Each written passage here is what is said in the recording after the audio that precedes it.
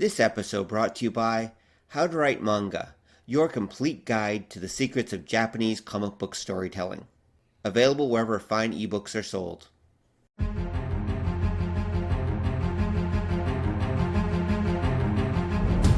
The world has gone insane. Cosplayers rule the conventions. Gamers dominate the tabletop and the internet. Sci-fi subjugates the movies, and fantasy rules the bookstore with an iron fist. Only one group can bring order to this unruly mob. A team of uber geeks, masters of the nerdly arts, trained for decades in the hobby shops and basements of the nation. Mobilized by the secret masters, they are the Department of Nerdly Affairs. Hello, operatives, and welcome to the Department of Nerdly Affairs. I'm your host, Rob Patterson, here with my co-host, Don Chisholm. Hey. And today we have a very special guest. Science fiction author Gary Gibson has dropped by to tell us about his work and to talk about his latest projects. Welcome to the show, Gary. Hi there. So why don't we start out, Gary, by you telling us a little bit about yourself. Tell our audience who might not be familiar with you yet, who are you? Okay. As you say, I'm a science fiction author. I come from Glasgow in Scotland. I've been writing professionally since about full-time, more or less, since about 2004. And before that, I'd written a few short stories and so forth. And I've been putting out about a book a year over the past decade and a bit. And I've just got a new book out called Survival Game. That's a sequel to a previous book that was out about 2 years ago. That's pretty much it. Oh, okay. Well, that sounds great. And we'll talk about Survival Game and we'll talk about your books in a few minutes. But first, so how did you get into writing, Gary? Like, how did you fall into this horrible trap? You know, that's a good question. I think it was just boredom. I was just sitting around as a child in the middle of nowhere in Scotland with really not very much to do. Free channels of television. I'd read the same dozen Marvel comics about 100 times each. There's a typewriter, and that, I guess, drew my attention. I think it was a wee bit in the blood as well because my folks were both, in a sense, writers. They were both journalists. My dad was a journalist for about half a century. Right. My mother at the time was doing articles for a local newspaper. My brother wound up doing some journalism, so I never really did any journalism, but maybe it's not so surprising. I ended up doing some kind of writing. I have a feeling there's a few books around your house, probably. There were quite a few books around the house. Actually, here's an odd question. What age did you start reading? Do you actually know? I don't really remember. I just remember it's the same story that everyone's got. You were taken to the library as a child, and you found some books, and maybe you found the science fiction books first. I don't know, maybe 7, 6, I couldn't really tell you. We've talked to some people who actually started reading, like, very early. I know Don, when did you start reading? I don't remember ever not being able to read. Okay, well, yeah, there we go. But I think most people who are writers or creative types are just naturally attracted to books and reading very early on. But, okay, so obviously you have an interest in science fiction. So what was your first science fiction book or fantasy book? What really got you into the genre? Do you remember? Well, you know, I actually probably kind of started out reading a little Marvel comics. It was really that kind of thing, the Fantastic Four, the Spider-Man. But when it comes to the pure science fiction, it's a really generic story. Again, it's back to the library. I found the Robert Heinlein, I found the Arthur C. Clarke, I found the Isaac Asimov books, and I read them. And it's that straightforward. I got into them, and then I looked for anything that was like it. I don't think I even knew who the writers were at first. It took me a wee while to realize that there were different people writing the stories. Right. But when it finally clicked, then I went and I got them, and I thought, okay, there's more bits out there. I can go and find it. The one thing I find kind of interesting is that you mentioned at a young age getting into like the Marvel comics. Oh yeah. And to me that seems weird because when I was a young kid, I always loved comics, but I wasn't a big superhero fan. But there was a lot of stuff that came out of, say, like France and the UK that I was actually a big fan of. Well, that's the weird thing for me. It's slightly the reverse for me. I was kind of drawn to comics because America and the United States was like this faraway land that I had no direct proof actually existed in any place other than in a comic book page or on the television. And the other thing that attracted me to the Marvel comics was it was supposed to be about really smart people who also happened to have superpowers, or so I read it. So I thought that somehow kind of drew me in some kind of way, and maybe also because I had an older brother who also bought comics, and he was buying comics before me, so I probably found some of them, and maybe I found a liking for the Marvel comics more. Well, there was Marvel Comics UK. They were publishing them there as well as in North America. Yeah, that's the ones I read. They were these black and white reprints on really cheap newsprint. They were an absolute fraction of the cost of the real thing. Right. And so I just basically bought a truckload of them. Wow. Well, they're cheap, so why not? Yeah. Yeah, exactly. So that's interesting that they reprinted them in black and white. I would have thought that they would print them in color there as well. That's weird. Huh. Well, it's just cheap. They would just churn them out. Yep. In vast quantities. I had boxes of these things for quite a long time before I eventually got sick of them and threw them out. They're not worth anything. Right. Anyway, Right. Not like the originals. Those you would want to keep, but these, they were just absolutely just not worth a penny. Well, that's kind of the UK stuff is printed. They're like what we'd consider a little tiny newspaper kind of thing. Yeah, they're printed on cheap newsprint. Huh, that's interesting. So, well, similar to what the Japanese do, right? Yeah, except they do the phone book looking ones. So it's probably the economics of it. You automatically have a smaller audience in the United Kingdom than you would in the United States, say, with a much larger population.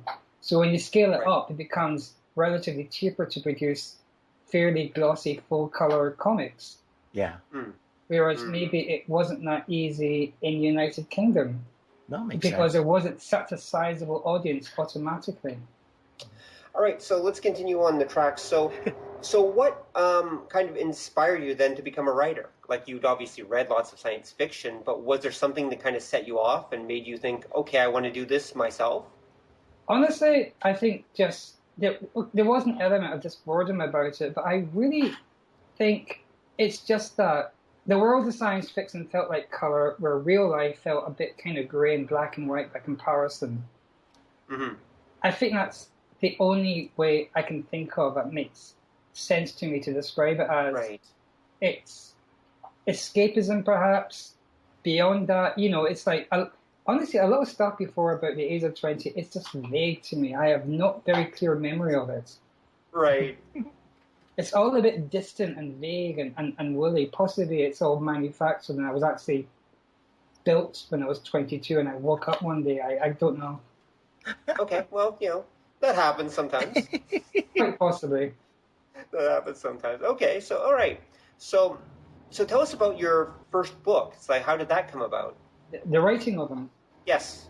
Well, basically, you have to go back a wee bit before that. On some level, most writers are fundamentally creative people who realize one day that they are fundamentally creative people. It's the same for artists, for musicians. There's maybe people around who say, oh, you've got to get a proper job, you have to do this, you have to do that. And at some point, some part of you, if you are sufficiently motivated, thinks, well, actually, no, I want to go and do this thing. So I had what you might call a specific moment of clarity, where I thought, this is what I should be doing. Right. So it really kind of goes back a bit because, like, back when I started writing when I was 14 years old, and then I kind of stopped because I wasn't really good enough yet. And I didn't know how to put the words together properly. Right. Then I discovered music and decided for about the next 6 years I was actually going to be a guitarist. Oh, awesome. And then I discovered the fundamental truth of music, which is that most musicians are actually complete idiots. with very few qualities about them that you would want to associate with any human being. And it just got to a point where I thought, this is a waste of time. In about my mid-20s, I'm not going to do this anymore. And I just stopped doing it literally overnight. And I thought, what do I want to do? And I thought, what is the creative act I can do that I want to do where I don't have the opinion of a complete moron to deal with. Right. And I can create it, and I can send it to someone, and they can either say, no, I don't want this, or they can say, oh, I like this, here's some money. So I thought, I could do that with writing. So I went straight back to writing, and I started writing. This is about the very late 80s. And I immediately, like within 24 hours, 48 hours, submitted a first short story and jumped straight back into it that way. And that was it, really. I was set. And there were times when, over the next like 10, 15 years, I was only really writing a very occasional short story. I didn't send out much stuff because I didn't have that much confidence in what I was doing, but I made a few sales over the years. And I then realized another fundamental truth. I had another epiphany, which is if you can sell a short story and get paid for it, then you can write a 100,000-word novel and maybe get paid for it. Right. So it was like from one step to another, trying to find a way to express myself creatively. I wasn't thinking consciously, I will now find a way to express myself creatively. It's just like an urge. It's not necessarily a conscious thing. It's just a drive to do something. And you go and you do that thing. Right. If that makes sense. No, that does make sense. That does make sense, yeah. And that's something that a lot of people who do any kind of creative thing, that it seems to be an impulse. You just can't help but make something. It's fundamental to who you are. It defines who you are. Yeah, I can thinking about the people at my regular job and how they don't do that. I can totally see that it's got to be like a mutation or something that some people are born with. Well, some people say it's a mental illness. That writers are just schizophrenics who put their alternate personalities on paper instead of in their head. I personally think writers are actually fairly quiet people with fairly rich inner lives that they dare not talk openly about and find ways to let some of it leak out through stories because, again, they have an urge. That makes sense, actually, yeah. It does, and it kind of, as an odd question coming from that, do you ever find that you have an idea for a story or an event in a story or a character, but it's so antithetical to who you are as a person, you just can't bring yourself to write it? Well, I don't know if I quite put it that way, but I've sometimes come up with ideas and thought, no, I can't get away with that. They're just going to hound me to the ends of the earth for that. I can't think of anything specifically, but I have sometimes slightly self-censored.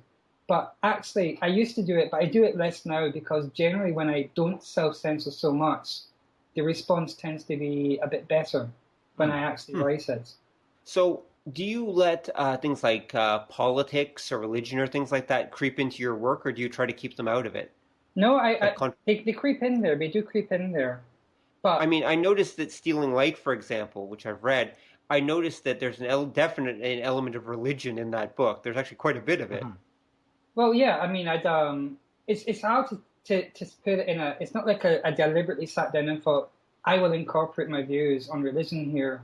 It's more that I had general views that couldn't help but come across as I wrote my stories. It was in terms of politics. I could not help but have a go at Robert Heinlein. I read him when I was a kid. I thought he was great when I was a kid. Then I came back to him as an adult, and I was horrified by what I was reading. I thought, what is this bilge? Yeah. This terrible, terrible writing and these terrible, terrible ideas. And what did I ever see in this? And then you turn to the internet, and it's filled with guys saying, oh, Robert Heinlein, he's the best. Everyone should read him. And I just feel like I'm caught in the Twilight Zone. Why are you people saying this? What, have you even read him since you were 10? So probably not. Probably not. So I thought, I had this society, as you mentioned in Stealing Light, that's the first thing that came to mind too. I had a whole society where effectively Heinleinian. I think Starship Troopers. Right. Funny thing about Starship Troopers is it's a famous book, but I only just got round to reading it literally for the first time about 6 months ago. It was cheap on Kindle, and I thought, fine, I'll read it. I'll get it out of the way. just so I know. And it is, frankly, a work of supreme fascism, exactly as I expected. But I knew enough about Heinlein and been involved in enough conversations about Heinlein online and in real life, and read enough of his other material to have some pretty good handles on what he was about in terms of his politics. And his idea basically was, in the setting of Starship Troopers, you don't get to vote unless you're prepared to fight for your society. But the fundamental flaw with that is that it means in order to vote, you have to find somebody to fight. Yeah, that's true. What if there's nobody to fight? Well, if you're in some future space opera, what it happens is everybody else gangs up on you and forces you to live in the most faraway places possible so you don't keep trying to kill them. And then when they run out of somebody to try and kill, so they have a reason to give each other the power to vote, they end up killing each other. So to me, that was kind of my comment a wee bit on Heinlein. I did have some views I wanted to express. Sometimes I see things which are kind of closely held beliefs in terms of maybe it's Heinlein, maybe it's somebody else, and I feel this need to basically stick a knife in it a little bit. Okay, because yes.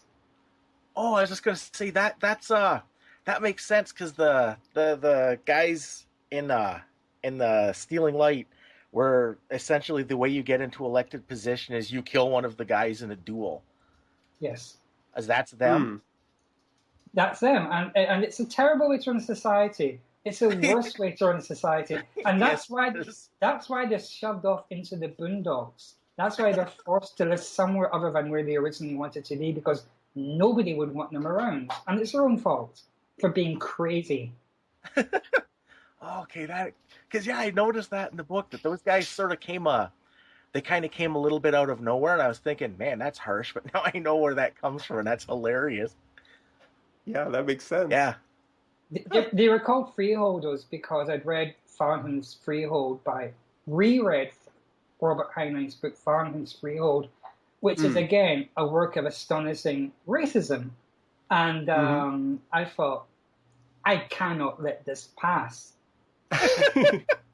I just want to stab this and jump on it and say, die, die. I was basically burying my childhood love for Heinlein deep. I was digging a deep hole and throwing it in there and saying, bye-bye.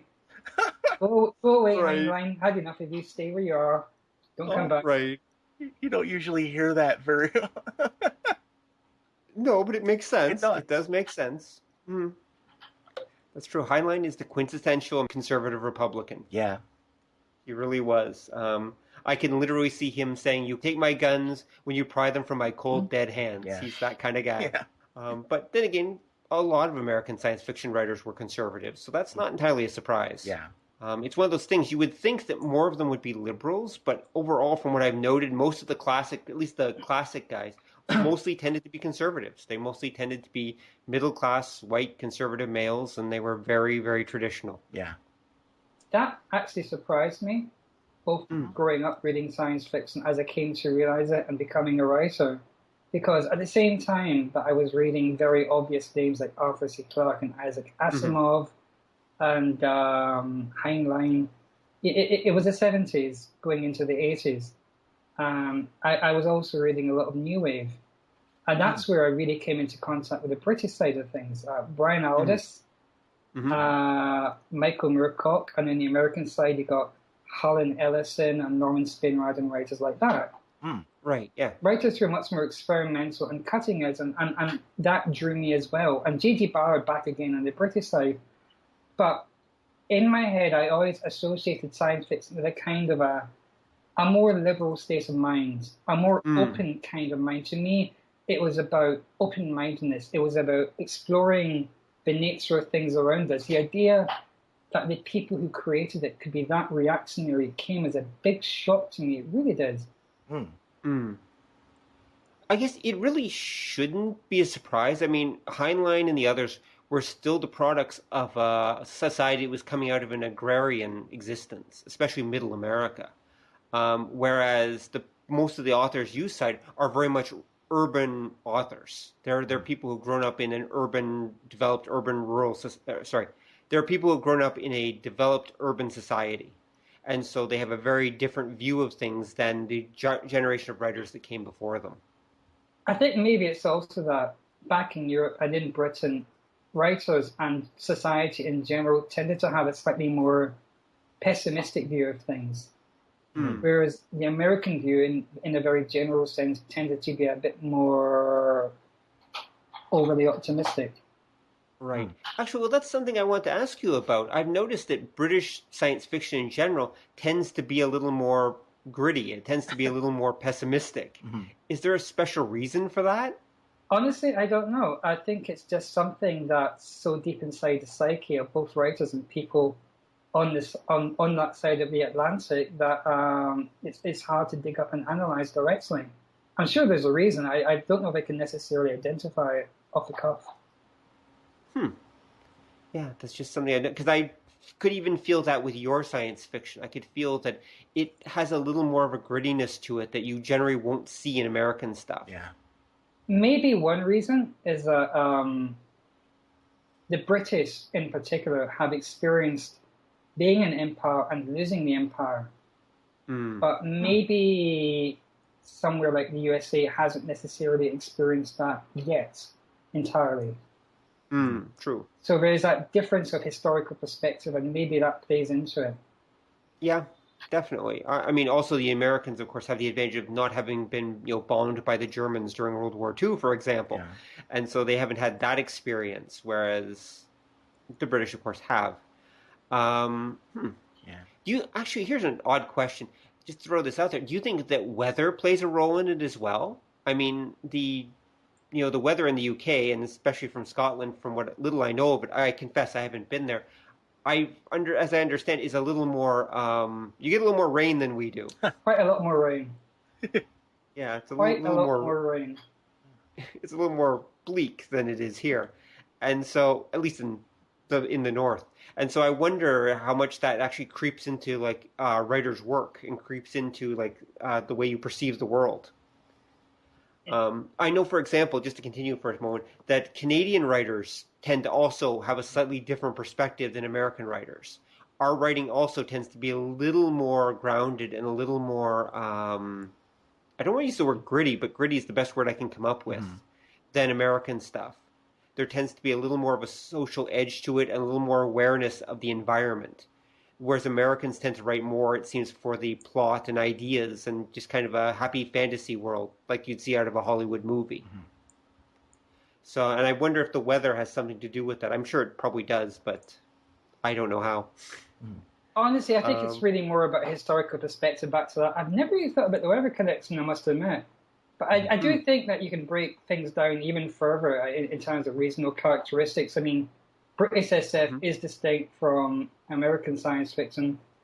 Scottish science fiction, I would say, is distinct from English science fiction, and then again, perhaps French or German science fiction would be different again. But I don't know about how? Yes.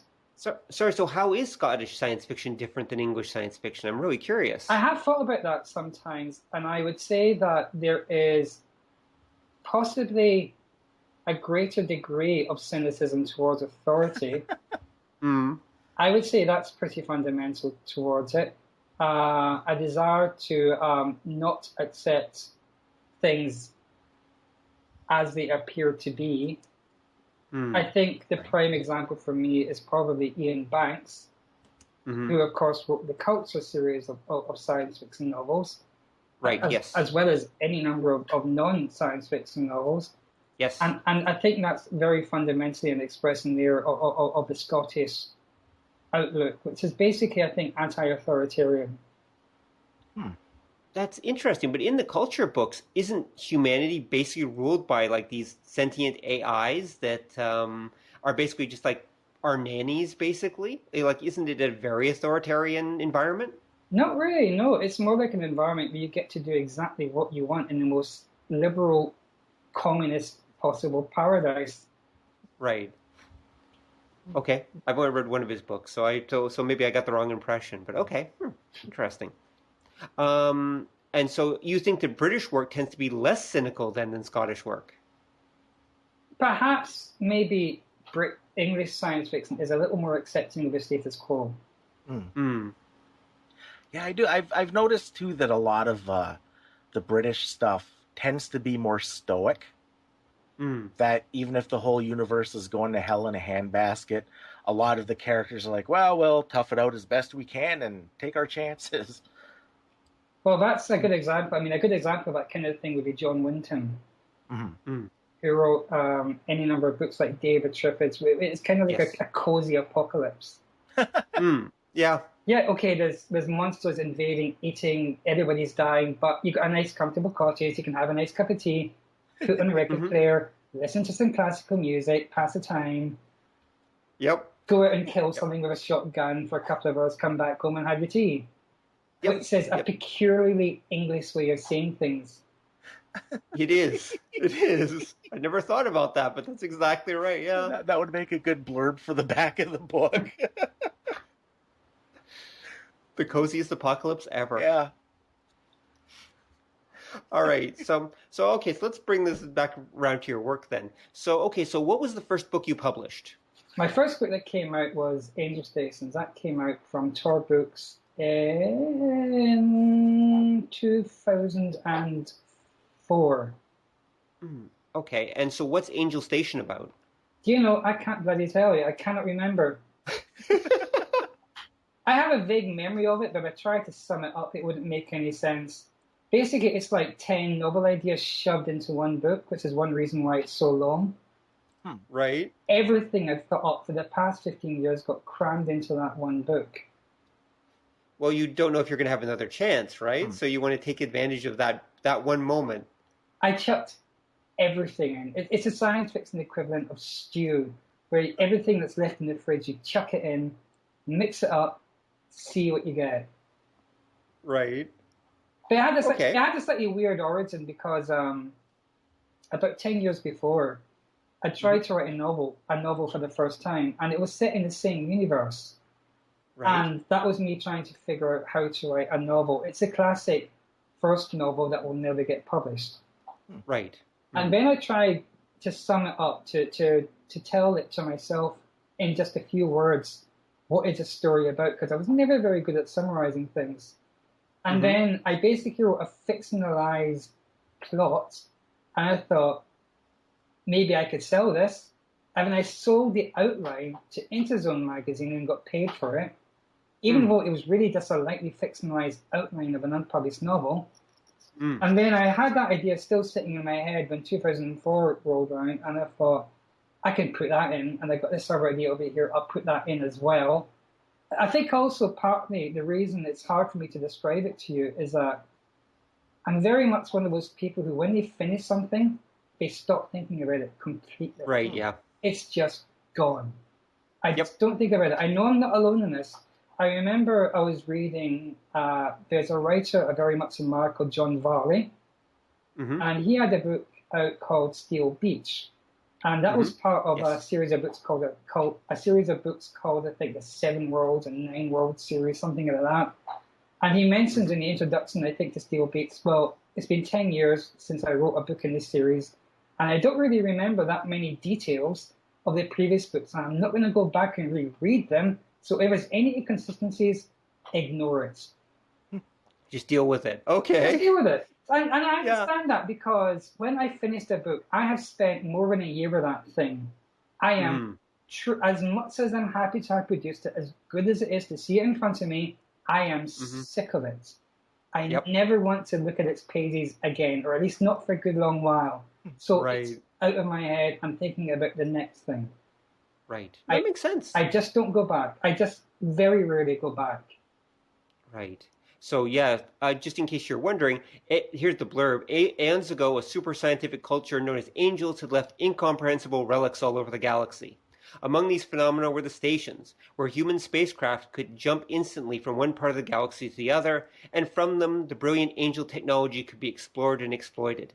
One of these stations orbited the planet Caspar, where the only known Other known sentient species outside Earth had been meticulously allowed to continue evolving on its own world of primitive ignorance. But suddenly Caspar's mysterious citadel had become the vital key to repelling the fast-approaching threat. At what cost, though, to its native inhabitants and to the human residents of the orbiting Angel Station? There's your blurb. That reminds me of a few things, and it does remind me, I'm accurate in thinking it's really basically 8 stories shoved into one. Each separate narrative strand is basically a separate idea that somehow got woven together. I mean, on one level, it's about an alien priest who is commanded by his own god to commit a heresy against that god. That's one story. On another, it's about ancient technology that can protect a world that has sentient life. On another, it's about a guy who can basically see a little bit into the future, trying to avoid his own destiny. It's a whole bunch of stories all kind of tied in together. So in a way, there is no one single clear strand. Right. It's more that a bunch of different stories come together to form this kind of meta-narrative. Right. Which is either a complex and meaningful meta-narrative or a dog's breakfast, depending on whether or not you happen to enjoy the book. Right. Okay, that makes sense. That's interesting. Okay. Now, when you wrote it, is the reason it's multiple narratives because you were actually writing a whole bunch of short stories that you really just tied together, and that was easier than writing a full novel, or did you actually set out to do that? I don't think I clearly set out to do anything but just write a book. Right. I think it's also partly that at that stage I didn't necessarily plot things out as carefully as I did later books. By the time I got to Stealing Night, my third book, I planned things out much more meticulously, whereas books like Angel Stations and the book that followed it, Against Gravity, were much more organic. I was basically just seeing where the story took me, which is partly maybe why all these different story strands came in together and tied together in a way.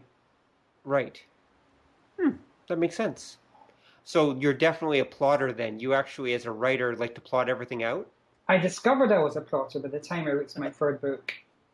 Okay. I discovered that I preferred having a strong idea of what was going to happen before it happened rather than finding out for the writing. Right. Now, are you one of those writers that you write out your plot outline, then you write some of the book, then you look back and say, this plot outline doesn't work anymore and just completely revise it? Partly. I do a complete detailed plot outline, then I start writing, and if it starts to deviate too far from the plot outline, then I go back and revise a plot outline first, and then I revise a book. That makes sense. But I do find more increasingly these days that my books and my original plot outline is pretty close to the finished article in most cases. Right. Well, how detailed are your plot outlines? Do you write something that's almost as long as the book, or do you write something that's just a few pages? Usually quite long. I think when I did Stealing Light, I did something like a 30,000 word outline is what it became in the end. I wanted everything nailed down specifically, page by page, exactly what was going to happen, where and when. And I would stop every 40 or 50 pages and adjust that once I knew what was and what wasn't working. Right. So it's a very complex document in its way. But again, I refined that through practice. And after another 4 or 5 books, I'd got that 30,000 words down to maybe 6,000 to 10,000 words. Right. But I really enjoy that process because it allows me to identify specific plot points where I can turn the story around or surprise a reader or develop things. I know some people don't like to plot things too densely because they feel that the story is already told. But to me, it's not like that at all. I look forward to getting to that point where the big surprise happens. For me, that's part of the pleasure, knowing that that moment is coming. Yeah, I could see that. I mean, and so you don't feel at all that it detracts from some of the spontaneity of your work? Not at all. I don't believe in spontaneity. I don't think it exists. I think it just seems to me a more solid and professional approach to writing, to plan it out, to know what you're doing. Yeah, to have a clear outline. Now, do you use just a regular word processor for this, or are you one of those people that uses a spreadsheet for it? Really, it's just a text document. I tell the story to myself. It's almost like Right. a movie treatment. Hmm. It's broken down by chapters. I'm just literally just writing out the story as it occurs to me, going back over it and revising. I'll maybe have a second document open where I'm just writing out rough ideas. It's just literally, it's almost like stream of consciousness. I just write down anything that comes to mind, no matter how stupid or confusing it seems, because sometimes you find gold in there. And then that gets refined into the main document once I find ideas that work. Because the more you come up with ideas, the more you just write down whatever comes to mind, the more the creative part of your brain starts churning over thoughts and and connecting more of your consciousness and coming up with some cool stuff. And that can just feed into the main document where you're kind of refining all this kind of crude oil down into something very, very, very refined and very structured and very delicate. Okay, so obviously Scrivener is your tool of choice for this. Yes.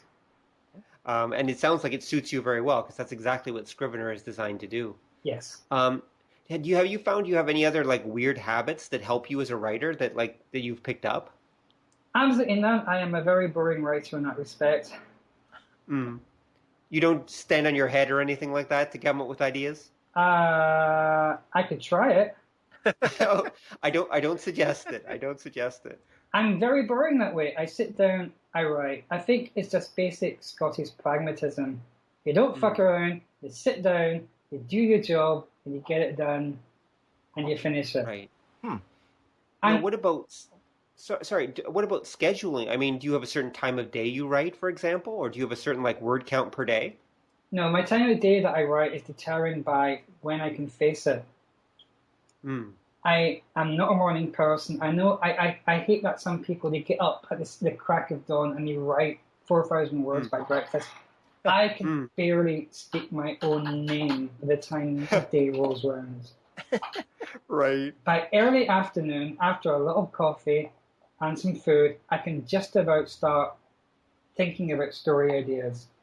I can start thinking about fiction. It's when I actually wake up. I think it's just like one of those, I don't know what they call it, a diurnal cycle, something like that. That's just when I come awake. I actually write often quite well late at night. I used to write a lot, say between 8 in the evening and 3 in the morning. Right. That worked very well for me, actually. But you use the past tense when you say that. Has that changed? A little bit. It's shifted a bit. Now I tend to write in the afternoons just because it's more convenient, really. Right. Okay, I can see that. Well, plus we're getting older, of course, too. So it becomes harder to stay up to 3 a.m. writing after a certain point. After a point. Slightly less fun. So slightly less fun, exactly. Or at least it feels less fun the next day. It might be okay that night, but not the next day. Indeed. So, what's a Scrivener? Oh, sorry. Scrivener is a amazing program for writing and for organizing your writing and ideas and such. It's probably one of the best author tools ever created. Oh, okay.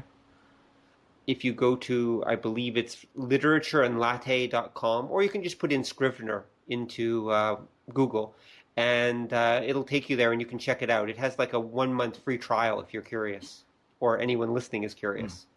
And I know I sound like I'm pitching it, but I am actually, because Scrivener is perhaps one of the greatest programs ever invented by mankind, at least for a writer. Wow. I am a huge fanboy for Scrivener. See, there we go. I absolutely love it.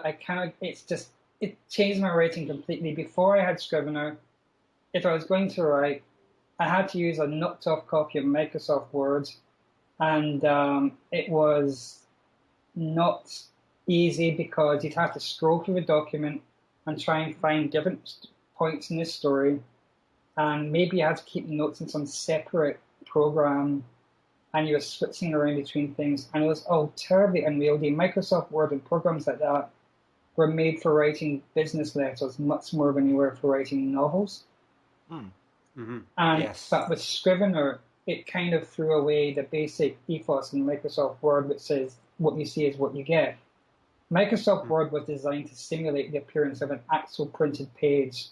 Scrivener out the window. It gives you an almost software development-like environment where you have a series of windows which contain different bits of text which are pertinent and relevant to the main window in which you're working, and you have a high degree of being able to move these things about and change them and shift them around the screen so everything is exactly the way you want it. So it's much more of a development area for writers than something like Microsoft Word, which is not a fit tool for that purpose.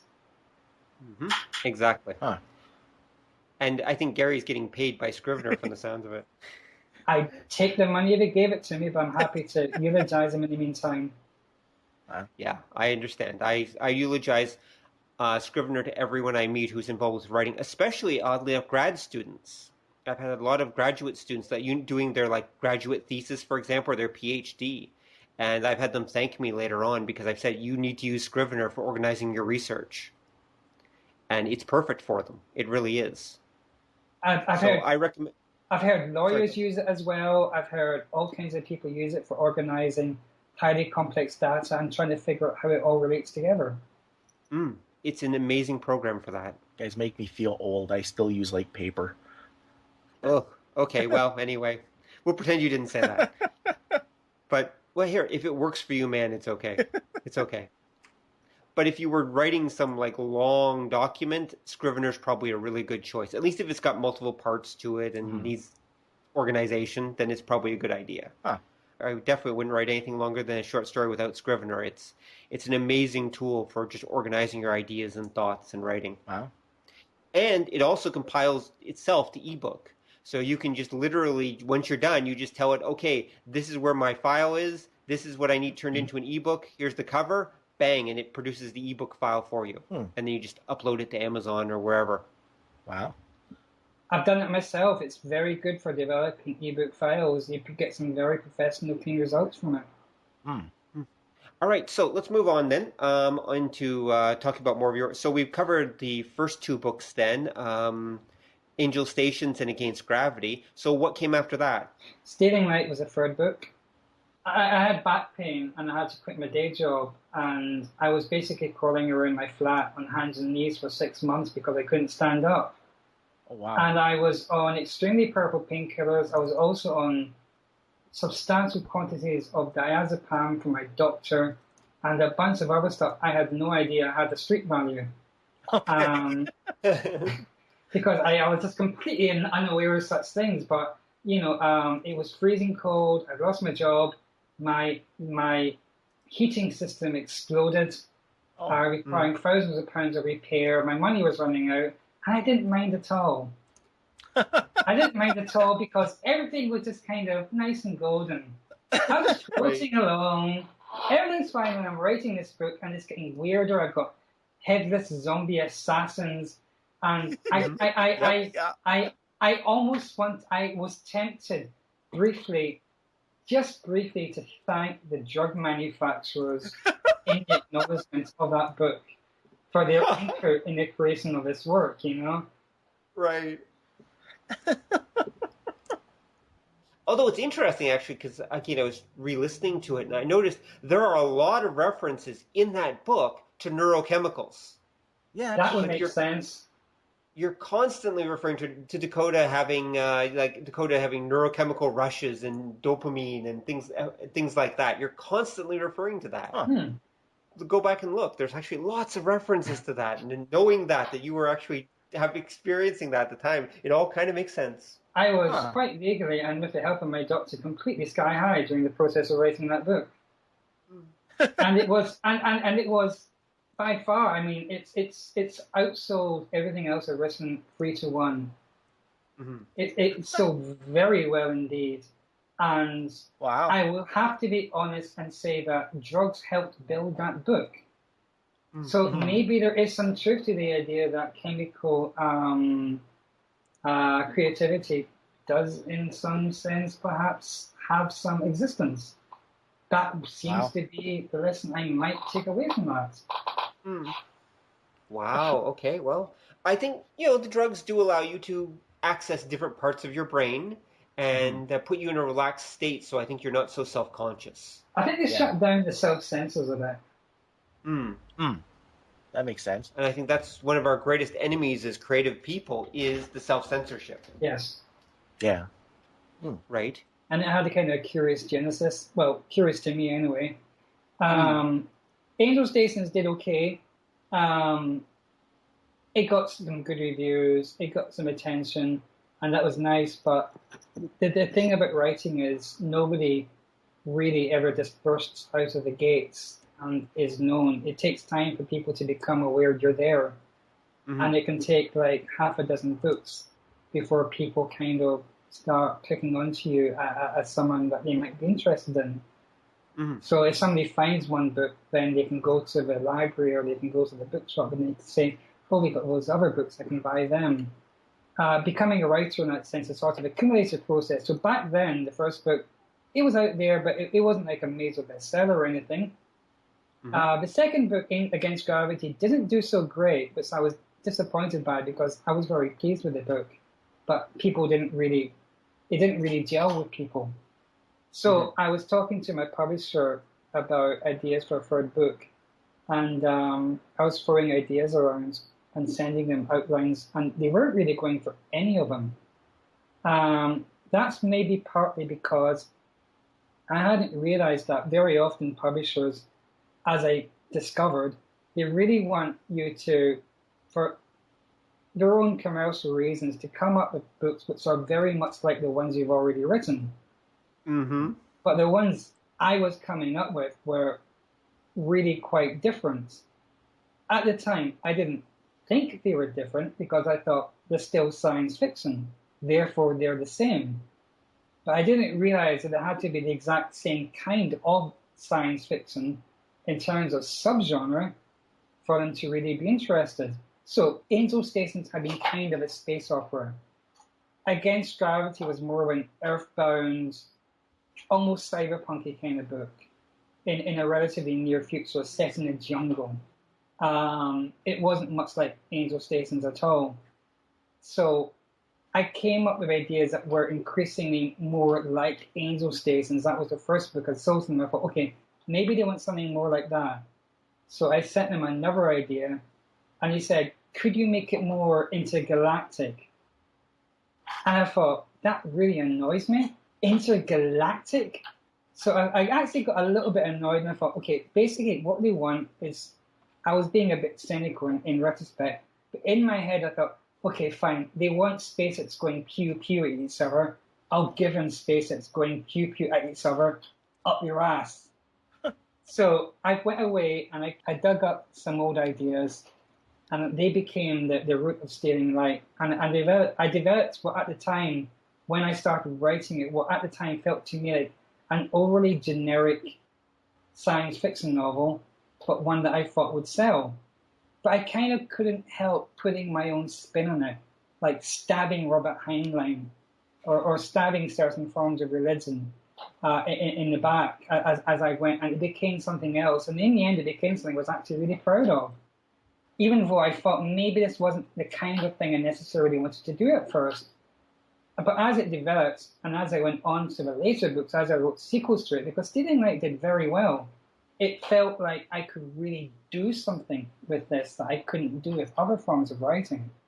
I guess just through doing, you actually found a new niche for yourself. In a way, I did. I just realized that when you have a certain kind of space opera setting, it gives you kind of an open playing field for just sheer playfulness. And I kind of exploited that with the second book in that series, Nova War, where I had insect people and I had this character trader, and I just went full Baroque space opera as far as I could take it. Or so it seemed to me at the time, and I ended up having a lot of fun doing it. Well, that's one of the nice things about formula, right? When you're playing in genre and formula, it does give you a certain sense of freedom in a way. Someone called it creativity through limitation, I think is the term I've heard before, where by giving you a set play field, like it gives you a base basically to build on from whatever you want to do. such as, in your case, just kind of go crazy with space opera and see how far you can take it. Yes. And so I assume Empire of Light is as far as you could take it. That was as far as you could manage to go? Not really. Actually, Empire of Light kind of pulled back a little bit because I'd done this whole huge widescreen kind of thing. But then I liked the idea of actually restricting things, which is why much of that novel is actually set on board a single spaceship. Right. And I just kind of increasingly had this idea in my head. I liked the notion of people trapped together in a single place, trying to deal with a situation where they're either running away from something or heading towards something that's going to decide their fates. So I was taking these characters I developed over the previous books and essentially cramming them all together into this one space to see what happens. I noticed that with a lot of the stuff you write. One of the things that kind of bothers me a bit about a lot of sci-fi where the authors go more for, I guess, the hard sci-fi, the more serious kind of material, is they tend to skimp on the characters. But I notice when you write, you really do make the characters the focus, and somehow manage to sneak in just enough of all of the background ideas that you've got running that it makes sense, it's understandable, but it doesn't feel like some kind of classroom lesson. Yeah, I noticed that too. I think maybe over the years, I've kind of identified myself as a fan of a certain kind of minimalist writing. Trying to get the points across as much as possible in the fewest possible number of words. I think if I'm influenced by anybody in that regard, it's probably William Gibson. Okay. Because he's kind of the master of expressing an idea or an image in science fiction with the fewest imaginable number of words. But the imagery he comes across with in so few words is huge. So I wanted to express things as clearly and cleanly and simply as possible. Which, despite sounding simple, is very, very difficult and is a very difficult skill to have. Yeah. Well, I rewrite and I rewrite and I rewrite and I rewrite everything, trying to get it as pared down as possible. It's not so much I'm really trying to pare it down. I'm just trying to write it as well as I can. And that tends to work out with fewer words rather than more. Right. Well, do you find that your later drafts tend to be shorter than your first drafts? Yes, I do. Very much so. For exactly that reason, they've been gradually shrinking down. I see benefits in both writing really long books and in writing much shorter books. I've read some really great long books. I know Neal Stephenson, who I'm a big fan of, writes really long books, partly because he likes to get lost in a really big book. Yeah. And he does it really well, and I like that, and I think it's great. At the same time, there's no conflict in also thinking a very short book that's maybe only 40,000 words long is almost a novella, is of equal value. I can think of as Cory Doctorow wrote some very short, very good novels. Yes, he did. Nick Mamatas, a writer in California, has written some very good and, again, very short novels. They are as long as they need to be. So the Angel Stations was like 135,000 words. The Stealing Light was maybe 125, and very gradually over time, the new one, Survival Game, I think that's 95,000 words. And so it's been this gradual. It's not been a conscious decision. I'm not trying to beat myself with each book. It's just the way it comes out. Right.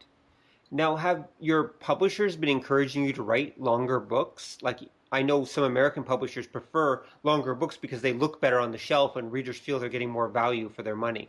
I know for a fact my agent would love it if I wrote much longer books. Because they sell and big books sell. That's a fact. That's okay. I understand that. But at this moment, I'm finding it hard to do. I would literally be taking garbage and stuffing it in between the good words. I just don't know how to do that. There might be a way to do it. Maybe if I went back to writing more multiple viewpoint stories.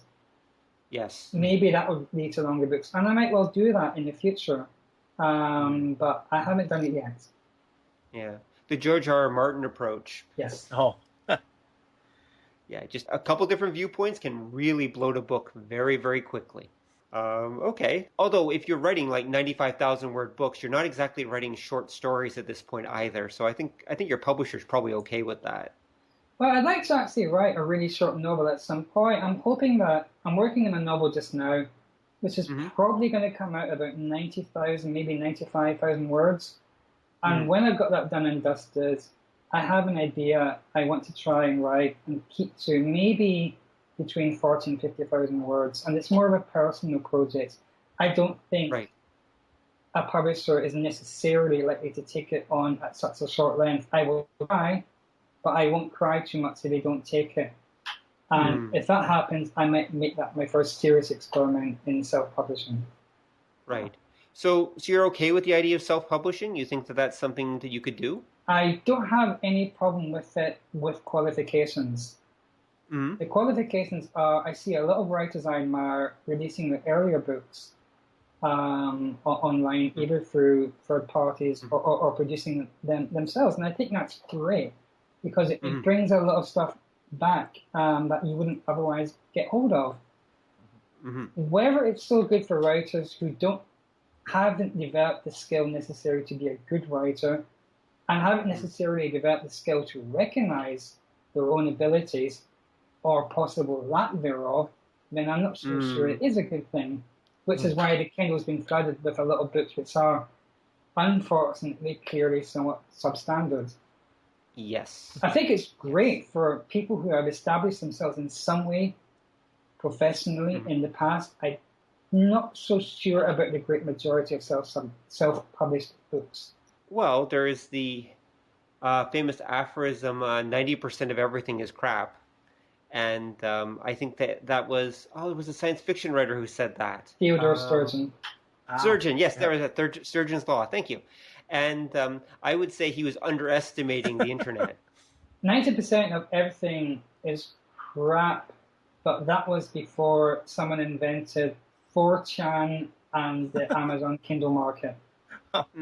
Exactly. We were talking about the Amazon ebooks and some of the strange places that they've gone.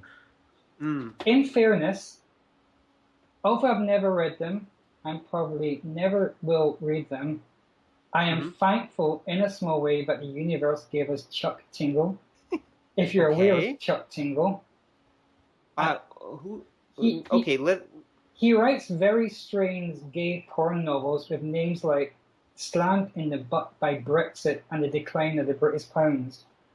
Oh my. Oh, that's fantastic. Oh. And it's very strange, very odd stuff. And in a way, I kind of strangely admire him. I don't really feel driven to actually read his books, but just knowing he's out there and that he exists brings a weird kind of joy to my life. Right. Well, and that is one of the great things about the ebook revolution. Anyone can write a book. Of course, that's also the worst thing about the ebook revolution. Yes. Anyone can write a book. I think there's a famous line somewhere that everyone has a book in them, and that's probably where it should stay. Ooh, I like that one. We actually did a show. The listeners will have heard by the time we release this, but we actually did a show about why you shouldn't become a writer, where we went through all the possible reasons of why people should not become writers and why that book should stay within them.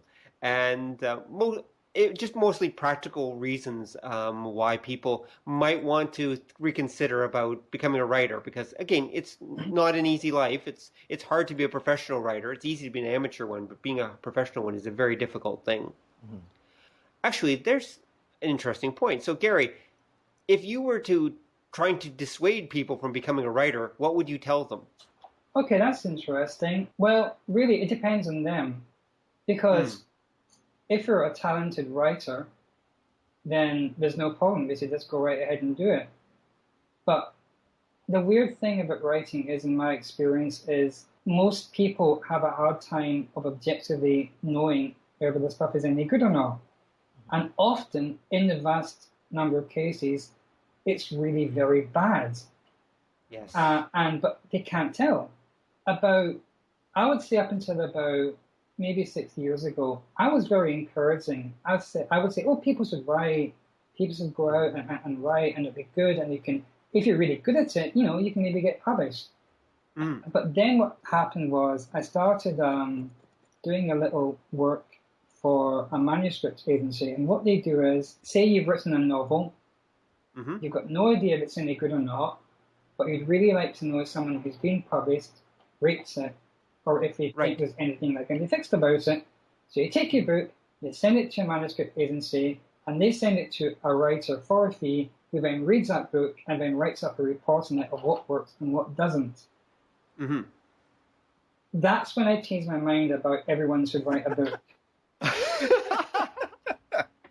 Yes, I can understand.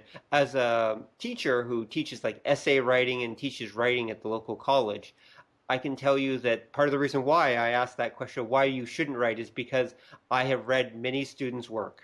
And while some of them are incredibly gifted, the majority of them are not. The reason you should not write a book is you probably can't. As simple as that.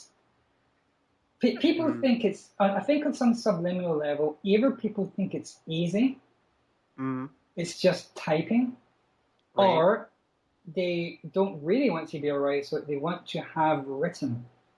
They want to be admired for having written a book and perhaps having it published. I found there were certain types of writer who I would receive manuscripts from. There were a certain number who had just retired. And it's kind of like a bucket list thing. Oh, I'm going to do this, I'll do that, I'll retire, I'll write a book, and then I'll buy a yacht, or I'll play golf in Algarve or whatever. The problem with saying I will write a book is, the implication in there is that I will write a book and it will be published to modest acclaim, and then I will go on to the next item on my bucket list.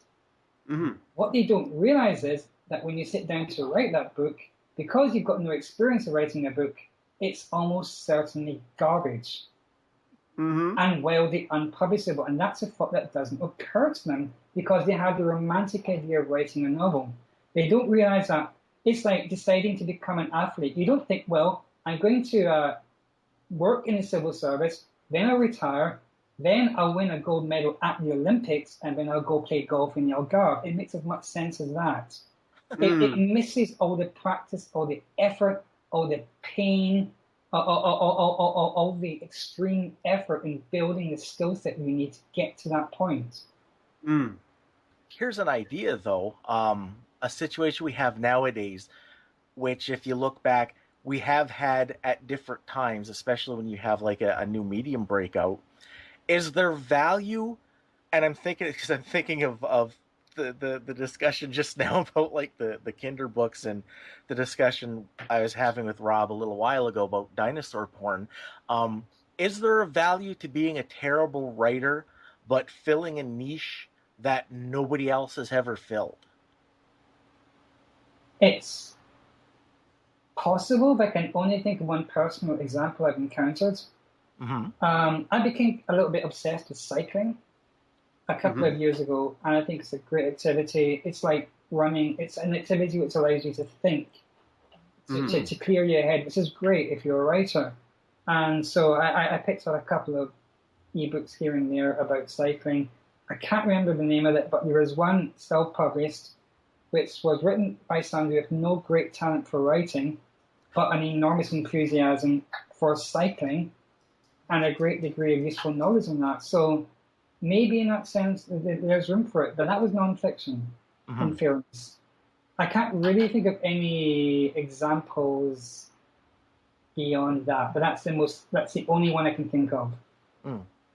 Because I'm kind of looking at it, thinking back to other medium. It's like if you go back, especially say North America, to the 60s, you had a lot of art house films, underground films, that as films they were really terrible, but they put ideas out there that you can make a film about this that nobody had ever done before, and then people with the actual skills would look at that and go, well, that's an interesting idea, but if we did it like this, this, and this, we get an actual movie out of it.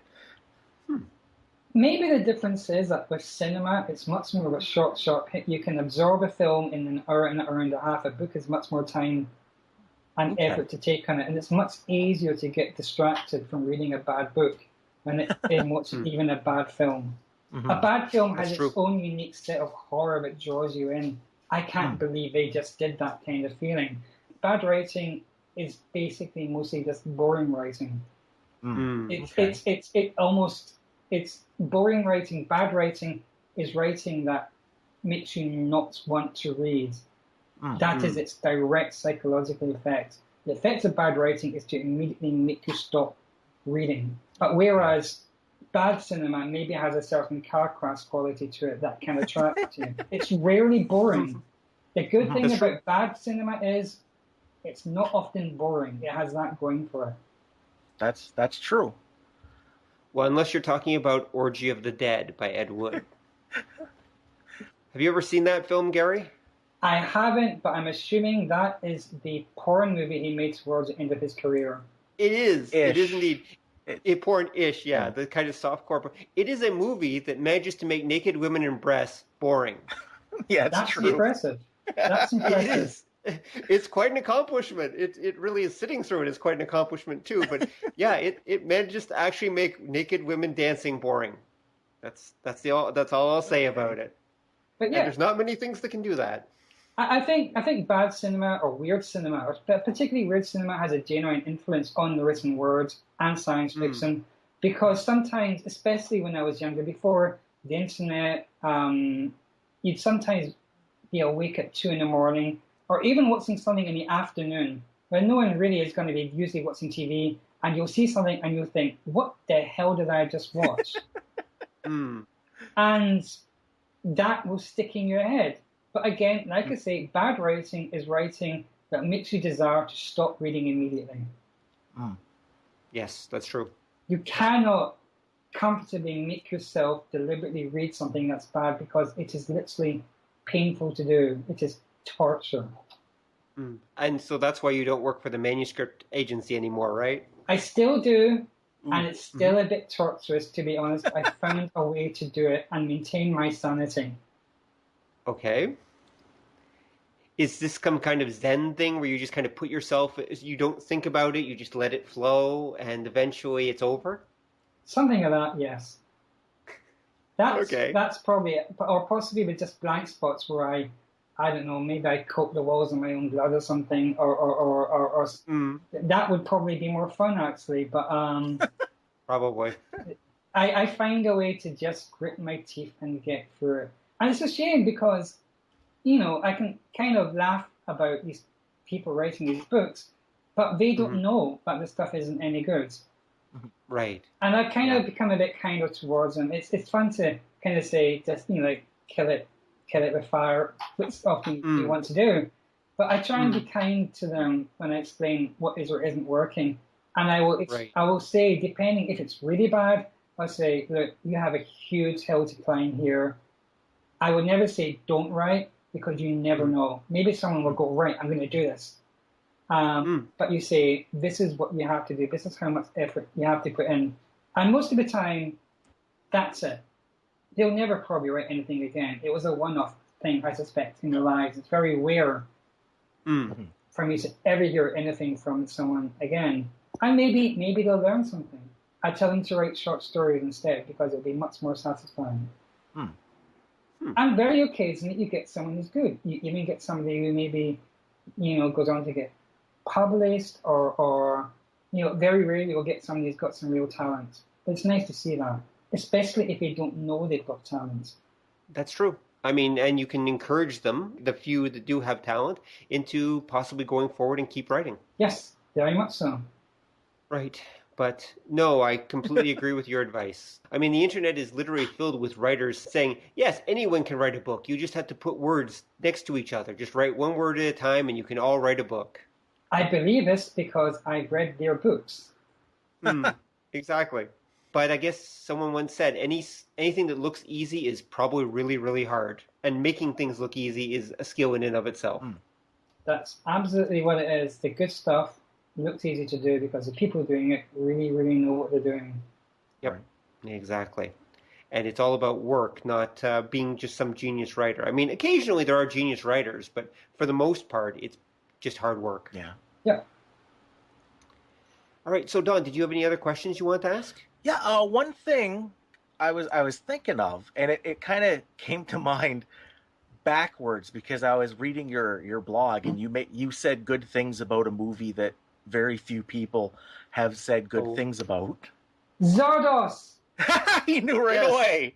He knew right. I was going to say featuring Sean Connery in a diaper, but no, you knew right away.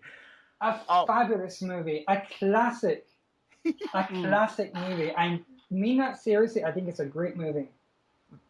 Because it's the kind of thing I was thinking. Because one of the comments that somebody made about your review was that they said it was essentially a book made directly to film. Like that's what it felt like. And I thought That's probably why I like it. That's probably why I like it. Because what a lot of people, the problem they have is they find it indecipherable. And I thought about it because there's a lot of things that happen in it that you have to put yourself in the character's head to really understand what the scene is. And I think it's a movie that actually improves with more than one viewing. Yeah. I sometimes get a little bored in movies that you completely comprehend straight off in one go. I mean, there's a certain level of professionalism in a story that's so well told. It's absolutely clear from the set-off. But I think science fiction really should be a little bit weirder.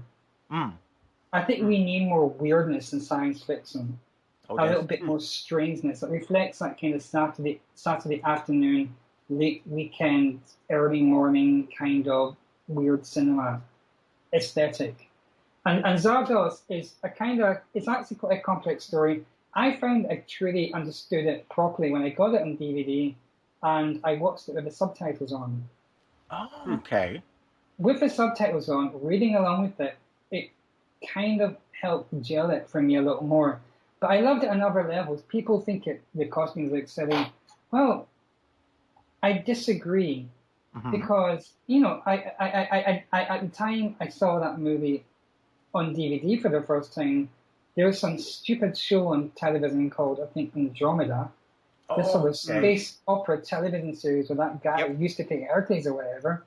And there's a pilot. 2,000 years from now. There's a pilot of a starship wearing a Hawaiian shirt. Fuck that. I mean, that's just total lack of imagination. And while I appreciate the reasons why people in, say, the rebooted Battlestar Galactica wore regular clothes, it's also kind of dull. Whereas if you look at something like Zardoz, at least they had the audacity to do something different. Yeah. Right. Absolutely, just like the original Battlestar Galactica, where they actually tried to make it a different society. It was supposed to be a different world. And yet, that's I would agree to say is one of the flaws of the new Battlestar Galactica. It's too much our modern world. It doesn't reflect another society. Yeah. They try very hard now in science fiction series to make things too like now, even when they're set maybe in the far future. And I find that a little disappointing. Yeah. Yeah. Now, do you think they do that because they don't know any better, or is it just straight up marketing? I think it's just a sheer lack of imagination. A genuine lack of imagination and a desire not to in any way disturb the audience's experience or present them with a story that they could have any difficulty following, even if they go out for 10 minutes to queue for popcorn. Right. Yeah. Yeah.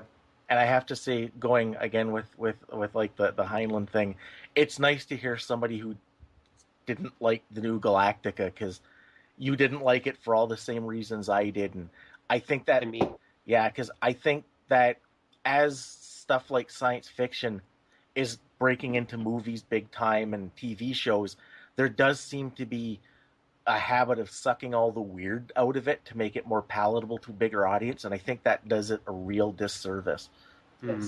Definitely. So I'll personally recommend Zardoz. I don't know why people laugh at it because of Sean Connery's costume. I mean, what's he supposed to wear? A jumpsuit? Right. I mean, where's the fun in that? Well, it was the 70s, right? Jumpsuits were cool. Yeah. I mean, it's a movie that starts off with a giant flying stone head Yeah. yelling at a bunch of barbarians on horseback with handlebar moustaches. Yeah. How can you not love that? Right. And it pukes assault weapons. It throws assault weapons at him out of its mouth while screaming, "The gun is good, the penis is evil." Yeah. Right. I defy anyone not to be hooked as soon as you see that. You're going to sit there thinking, what the fuck am I watching? What is this? As I did when I caught it on Late Night TV with my jaw hitting the ground, like, what is this? Right. But you're either going to think, what is this? This is so weird, I'm going to turn the TV off. Or you're going to think, what is this? This is so weird, I must know more. I totally agree. Like that's and yeah, I've got that on DVD too. I've watched it many, many times. And it's a great story. It's a good, cohesive, solid, genuinely perfectly rounded science fiction story. Yeah, I think a lot of people that didn't care for it or usually don't get it. It's because they can't wrap their head around. And I'm going to be taking another shot at the people I work with. The idea that the Eternals can't die, and a lot of them are just totally zoning out because they're bored. Yes. And I think a lot of people are perfectly content, essentially being drones. They do their job, they come home, they relax in the weekend, watch sports, and that's life. And it's a hard idea to wrap your head around if you're relatively content with your life. Yes. Which idea is hard to wrap your head around? The idea that that life could be boring? Yeah, that, oh my God, not another day of this. Oh, okay. Yeah. It's partly in the story, of course, that they've condemned themselves to this deliberately, as it turns out. Mm-hmm. And that's the mistake they realize they've made. Mm-hmm. And they need Zed, this outsider, in order to, without giving too much away, to solve this dilemma for them. Mm-hmm. It's almost like a black comedy in a weird kind of way. Right. Yeah. Plus, you also get to see Sean Connery in a wedding dress. Yeah, that's true. Right. Which you'll not see anywhere else, to my knowledge. No, and he does not look happy to be in a wedding dress. I bet he wasn't. He does not look happy about it at all, no. So, before we go, actually, are you still writing space opera? What are you working on these days, Gary? See, there's no set pattern of what I'm going to work on next. My process of what I'm going to work on next basically comes down to what idea I have had that is cool. Okay. So the current one is almost classic science fiction kind of setup. People on an alien planet dealing with the environment. But okay. I like to think I've taken it. It's possibly my most hardest novel yet, in the sense that it doesn't involve things like faster than light travel or faster than light communications or wormholes or anything like that. It's based around the idea of things which are more within the realm of a speculatively possible, directly possible, within what we believe is physically possible, depending on some advances in genetics and in space travel, but basically well within the laws of what's possible. Okay. So that wasn't a deliberate decision. It's just this story I was trying to tell demanded that. But the story I had planned for after that, the short novel, is completely different again. Just completely at another complete tangent. And the one I have planned for after that is almost like a near future cyberpunk thing again, which is, to be fair, not a very commercial way to think as a writer. Right. Where they kind of want you to stick to a set template, but I just have a really hard time doing that. Because if I try and stick to a particular kind of story, a particular kind of setting, then I have to come up with an idea that fits that same setting. And if I don't have a good idea, the book won't be as good. Right. But if I have what I think is a fantastic idea, but it's still science fiction, but it's set in a different kind of setting, then it seems immediately obvious to me that I should work on that. Wow, okay. Your publisher must love you. But as long as they keep publishing your stuff, that's the important part. One can only hope so. Mm-hmm. Yeah, and of course, you have developed a reputation. So worst case scenario, you can always self-publish, right? You've got a fan base to work from. You can build out from there if you need to. That's something I'm exploring, and that's something I'm looking at over the next year or so. Yeah.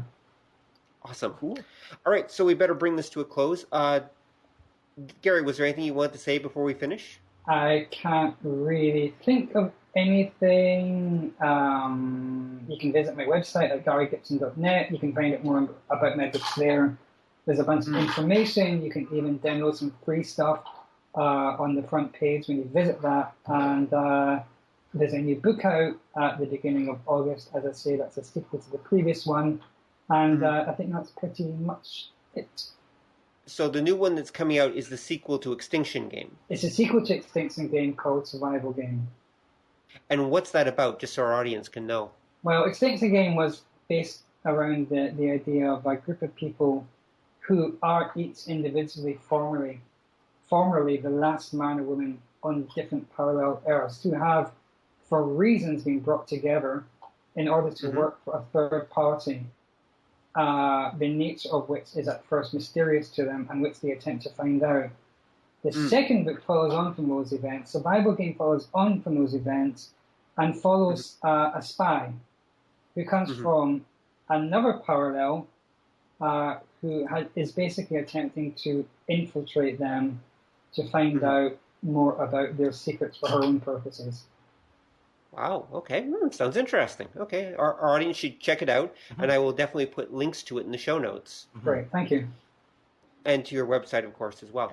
Dawn, any final thoughts or questions? Well, I am just super excited to meet somebody else who exalts the idea that putting the weird back in science fiction. And Gary has done an excellent job of that. All right, so on that note, thank you everyone for listening. If you want to come and join the conversation, come to our website at obeythedna.com, or you can come check us out on Facebook at Operatives of the Department of Nerdly Affairs. Good night, everyone. We'll talk to you next time. Bye. Thanks for listening to the show. If you'd like to hear more or join the conversation, come visit us at obeythedna.com. You can also find us on iTunes or whatever fine podcast site forgot to lock their back door. So until next time, remember that to master the nerdly arts takes time, practice, and enough Coca-Cola to drop a rhino. See ya!